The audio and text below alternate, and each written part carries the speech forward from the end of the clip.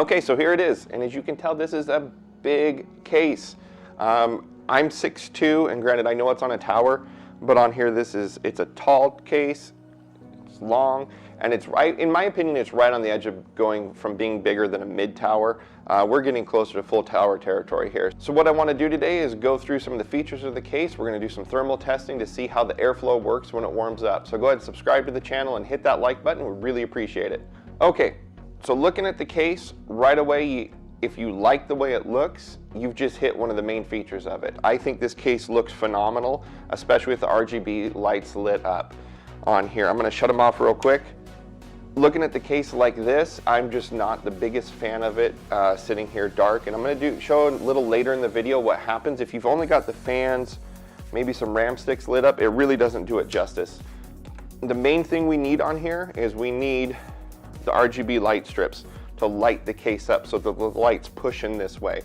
And what I just did right there was showed you the second main feature of this case, and that's the doors, how easy it opens. So you just pop it on here, it's held with a magnetic little bumper right here. So while these magnetic doors are great, we are going to talk about a little bit the issue that they cause. But for right now, what's nice is if you need to clean the case out, you can open it. Right here is the dust tray. I have yet to actually blow this case out on here. There's a little dust bunny at the bottom, but I love how easy this is to gain access to everything. There's also a magnetic dust filter up here as well. The only part about that confuses me a little bit is once you've got dust in the case, if you're blowing the air up like I am, why do we want to hold the dust right here? It's almost like we're using this as a room filter for your room. I mean, I would almost think you'd want to blow the dust out. But while we're on the topic of dust in the doors, that is the issue in itself. That magnet, as it holds out, there is no filter strip down here. And so almost the width of my pinky, we've got an opening at the bottom and top of the doors. And so because of that opening, dust can and does get into the case. And so we're going to showcase that more in a little bit. I do like on here the aluminum for the top, and I like the aluminum of the front. They do sell a version of this case that includes all glass in the front with 3 SP100 Corsair fans. They're RGB. And you may think, why didn't I do that since I lit it up like a Christmas tree here? And I just didn't want to see it from the front. I like when I'm sitting on the desk and I can see it, but I didn't want it kind of facing out to the whole room that way. However, if you are interested in getting RGB fans, it might be worth looking into, because between the fans and the controller it comes with for the price upgrade, it's actually at a discounted price and probably worth it. What I did on here is I went ahead and added 140mm fans and got a good deal on the top 2 with a lighting controller that way. That was a really good way to get the package deal, and so then I bought the lighting strips and this fan in the back independently without a controller, and that just worked out to be a good price point. For your input panels, we've got 2 USB 3.1s and USB-C. Okay, so if you've got the room on your desk, if we go to this side, the doors open a nice long way. So there's no shortage of room. The problem is a lot of times you're not going to have room on your desk potentially without hitting a wall going this far. Speaking to the room in the case, that's probably for me one of the good things is coming back. I hadn't built a computer for over 10 years. And so after being gone from building for so long, I really appreciated all this space. However, as you can see, it's full. I don't know how I would fit in here another drive here and maybe a couple here. I'm about done. This is a 4 terabyte hard drive from a Western Digital MyBook. I went ahead and tore that out and just installed it that way. It worked out really well. And then I've got a 1 terabyte solid state drive, and that's in addition to a 512 M.2 I put on the motherboard. And then right here is my Corsair lighting controller. And so you've got those two right here. And now we're full. If you look at the basement down here, it's stuffed pretty tight, running an RX 580, required an 8 and 6 pin. I ran independent cables to get that in there. And so between everything, this thing is just pretty stuffed. And because of that, with the case, the glass doors and everything, this thing is heavy. It's got quite a bit of heft to it. And the thing you have to be careful about if you're moving it is if you tilt it, the glass doors are heavy enough as it tilts, they will pop open on their own. So be careful of that. If you're needing to move it, or if I want to take it to the garage and blow it out, there is a screw at the very top here on the doors. Take those screws out, the doors lift right off, put them somewhere safe, and away you go. Okay, so when I bought this, I had this amongst a handful of other cases on my shopping list, and NewEgg put it on a flash sale. There's a Corsair rebate and NewEgg cash back that you got come around a little after Black Friday. So if I count all the discounts in, I only paid $85 for this, which was a steal. Like, this retails now for, I want to say, $160. So getting this case for $85, I knew about the dust concern. I was a little bit worried about it, but for 85 bucks, I'm like, okay, let's do it. This thing has plenty of room. It's going to make my first build back enjoyable, so let's go ahead and give it a shot.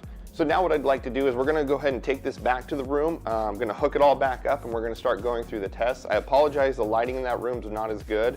But I really want to show you guys the airflow and how everything reacts once it gets warmed up. Okay, right now I've got the computer just sitting at rest. This is just how it sits and chills all the time. So the fans are at the lowest of the fan curves. And I'll show you guys where I've got those set. So those are going off of the BIOS settings. Now for the rad cooler, I've got those running off of the Corsair iQ setup. So I saw a video where Jay's 2 Cents used an incense stick to track the trail of airflow through the case. We're going to do that here, but I've got this nifty little electric lighter, so I just felt the need to showcase it. That's just awesome. That's all there is to it. That's just awesome. So right now we've got the computer just sitting here essentially almost at idle. It's just with all the lowest fan curves I've got set. So right here you can see it's not really pulling too hard or trying. As I move this closer, because there's a gap right there, it will, just by the nature of it, force its way into the case. I know it's hard to see because of the glare. Now if I come to the front with the rad, you can see right there it is pulling the smoke through. So there's two types of tests I want to do to show the airflow. I can either have my CPU going in like editing a video, compiling things, so it'll be going full bore right there, or I'll be playing a game. So I've got Heaven Benchmark up right now, and what I'd like to do is let that run for about 10 minutes. So after about 10 minutes, that's going to give the chance for the GPU to get up to temperature. Everything's going to warm up inside the case, and we'll get a feeling of what the airflow is like in a gaming situation. After this test, we'll do some CPU tests, get that thing ramped up, because a lot of my fan curves are based on the CPU temperature, not the GPU temperature. And the reason I did that is because this case is big enough, there's enough natural airflow that the GPU does just fine with the stock curves on the Sapphire card. Okay, so we're 10 minutes into running this benchmark. I've got it kind of windowed out here. It's been going for a while. We're pulling about 150 watts on average on the graphics card. And I've got the iQ software up here just to give us, I just like this since I've got all the Corsair equipment in here. So the graphics card's set at a pretty much flat 75.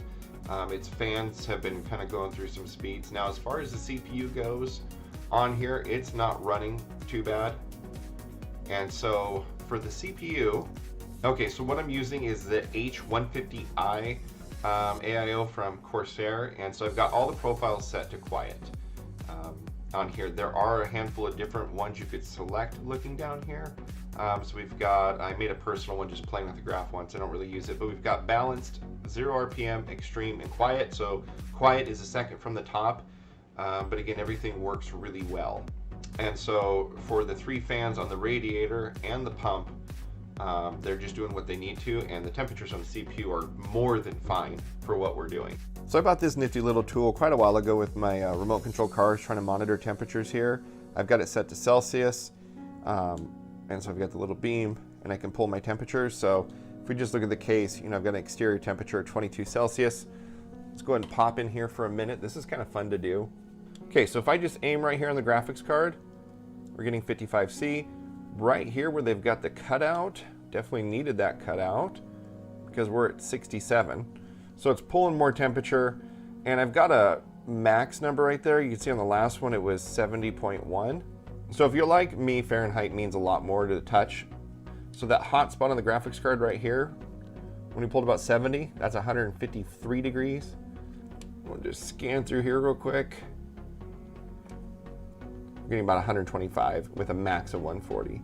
Okay, so now we're back, and the front You can see the fans are spinning a little harder than at idle. As we can get a draft going through, it'll pull pretty hard before we transition to the other side. It's not working too hard, definitely spinning faster now. So now we're gonna start with this over here, the low height. We're gonna see how close it gets. And right there, you can see how much further away this is than it was earlier. And with all the airflow in the case, it's pulling harder. And so right here, how much dust adds up? For normal use, not too much. However, for gaming and productivity, that can show you how much is accumulated over a couple months. I've technically never blown the machine out, but that is how much is accumulated dust in there. And so, okay, so now I've got OCCT and IQ up, and I'm gonna run this. I'm gonna click on right now. If we look at the load on the processor here, let's see if that kicks up. There it goes. Okay, so now we've got a simulated load on the CPU at 100%. I'll be honest, I don't understand it enough to know what it's simulating or what it's doing. But we can instantly see on here the temperature starting to rise. We've got a little bit of a jump on here because of the radiator already being warm from the GPU. Okay, so everything's been running for a little bit. You can see the radiator temp's about 38, working its way to 39.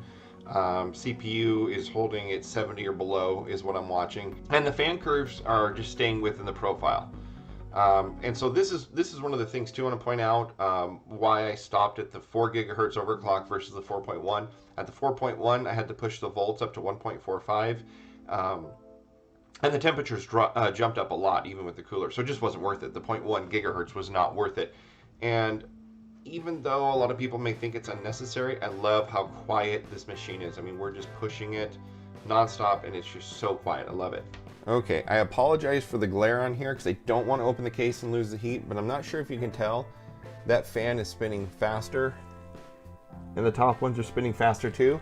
So they're reacting to the motherboard profile I programmed based on CPU temperature, and Corsair is determining how fast for the radiator to go. Okay, so I want to start at the front of the case again, and we can just see the draft of air going through. It's pulling pretty good. Visually speaking, it doesn't look a lot different than what we were doing before with the GPU test. Okay, this is really where we're doing it. Check out the distance. I don't want to burn the desk, but you can see, you can tell the difference this time though. On the CPU test, with the fans pulling harder, we're just pulling in a lot of air, as it needs to. We need airflow in the case, but in this case, we are just sucking through all these gaps without any foam. All right, right now we're at the top of the case. Just trying to show how fast it's blowing. Back of the case, you can see it as well. So yeah, at this point, it's pretty obvious. The case is running with a negative air pressure, which is fine if the case is sealed. Without some type of gap here to close it off, the width of that magnet is going to keep pulling on us. The final consideration for this case really is the RGB goodness. Got a little bit of glare. This isn't ideal, but the biggest thing I noticed, if you're going to do anything to this case, you need the lighting strips. It just looks so dead without them. So if I kill the fans and you have your RAM, some motherboard lights, CPU lights, it's pretty dull with that tinted glass. That tinted glass leaves it really dark. Okay, so if we throw some fans on, it looks nice and all, but let's get rid of the fans real quick. What you really need, you need the light strips. You just need them. I left the double-sided sticky tape on because somewhere along here was a magnetic grip. So I never even undid them. And so they're just daisy chained, starting right here, ran down right here, and then this top strip, sometimes I debate how much it's doing with those right there, but it came with 4, so I used 4. If I look at this with the door open, it's actually too bright. I don't care for all the RGB lights as much. But because the glass is tinted with that smoke, it looks a lot better. I actually like that a lot. So in conclusion, I really like this case. I think it's a good case. I was really happy to pay the $85 that I did, and I would do it again. If I was paying full price though, if I was paying the $160, I think I'd go ahead and step up and pay the $250 and get the all-out RGB one that comes with the fans in the front and comes with a controller. I think that's a better deal than paying $160 for this as is, because it only comes with a non-RGB fan in the back and a non-RGB in the front, and I don't think that's enough airflow if you're going to be really gaming or doing anything. I mean, this Radeon card, it generates a lot of heat, and so even though I'm not pushing the fans too hard, because of its size, it gets a nice natural airflow going. I have no temperature concerns, and the GPU doesn't throttle itself. It just runs where it needs to. So hopefully you guys enjoyed the video. If you did, please hit the like button, subscribe to the channel. We'll be back with some more content, and as always, thanks for checking it out.